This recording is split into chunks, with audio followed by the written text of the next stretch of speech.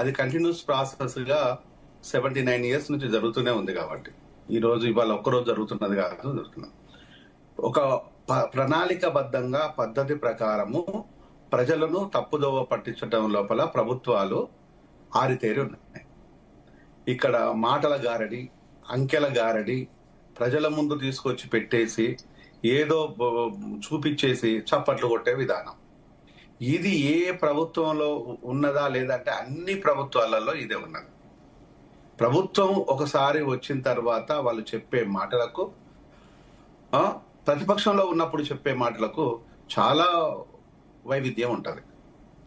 ఒకసారి కనుక మీరు ప్రభుత్వంలోకి వస్తేనేమో నియంతల్లాగా అహంకారం బల్బుతోని వ్యవహరించేసి దోపిడి దొంగల్లాగా ఒక ఇంటిని దోసుకుంటే, చంబల్లోయ దొంగలైన ఒక ఇంటిని దోసుకుంటే తినడానికి తిండి పల్లెలు తలలు చెంబులను వదిలేస్తున్నాం. కానీ ఇప్పుడు జరుగుతున్న దోపిడి మాత్రం అది కూడా వదిలేసేటట్లేదు. ఒకసారి అధికారంలోకి వస్తే ఇంత ఘాటైన మాటలు మాట్లాడాల్సిన పరిస్థితి ఎందుకంటే ఇప్పుడు జరుగుతున్నది అదే. కాబట్టి వాళ్ళకన్నా కొంత ప్రేమ, నిజాయితీ, ఆప్యాయత ఉంటదేమో, కానీ ఇక్కడ రాజకీయ నాయకులకైతే ఏది లేదు.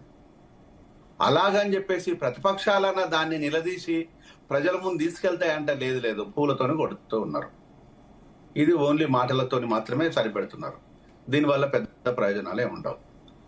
స్పష్టంగా చెప్పాల్సింది ఏంటి అంటే విగ్రహాల వల్ల ప్రజలకు ఏం ఒరుగుతుంది?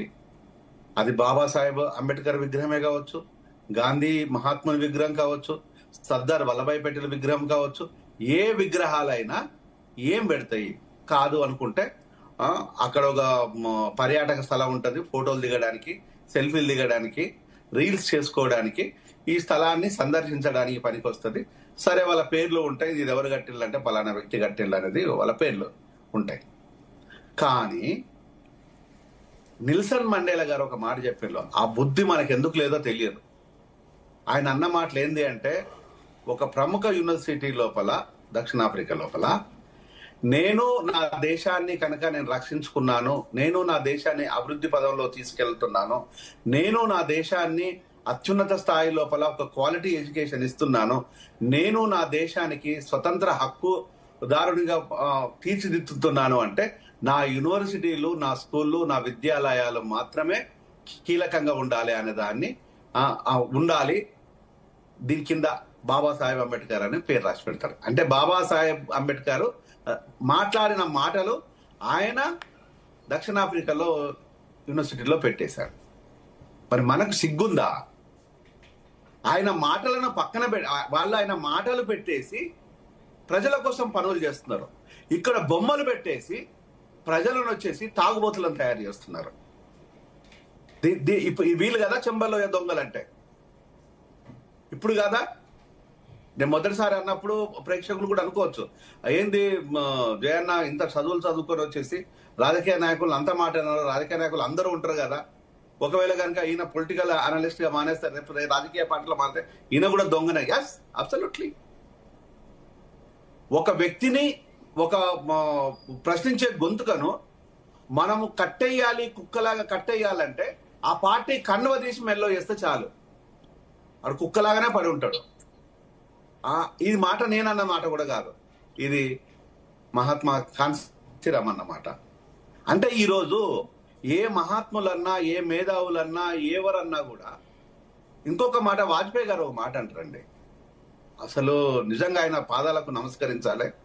ఆయన ఏమంటారంటే, నిండు పార్లమెంట్ లోపల నా దేశ భద్రత కోసం, నా దేశ స్వతంత్ర హక్కుల కోసము, నా దేశాన్ని స్పష్టంగా పాలించాలి, బతకాలి అంటే ఇందిరాగాంధీ తీసుకున్న నిర్ణయాలను ఒక ఐరన్ లేడీ గారి అభినందిస్తున్నాను చెప్తుంటారు. అంత దమ్ము ఎవరికి ఉన్నదండి ప్రతిపక్ష నాయకులకి? నిజంగా గనక పాలకులు తీసుకున్న నిర్ణయాలు మంచి అన్నప్పుడు ఆ మంచి అని చెప్పే దమ్ములు మీకున్నాయా? లేదు, రాజకీయం మాత్రమే ఉన్నది. ఒక మహోన్నతమైన వ్యక్తి, ఆయన కావాలనుకుంటే చాలా సంపాదించుకోగలుగుతారు, మరి ఎందుకు సంపాదించలేకపోయారు?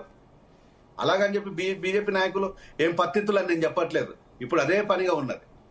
అంటే ఒక మహాత్ముల గురించి మాట్లాడడానికి మాకు ఎలాంటి అభ్యంతరాలు లేవు, ఒక దొంగల గురించి మాట్లాడడానికి ఎలాంటి భయాలు కూడా లేవు.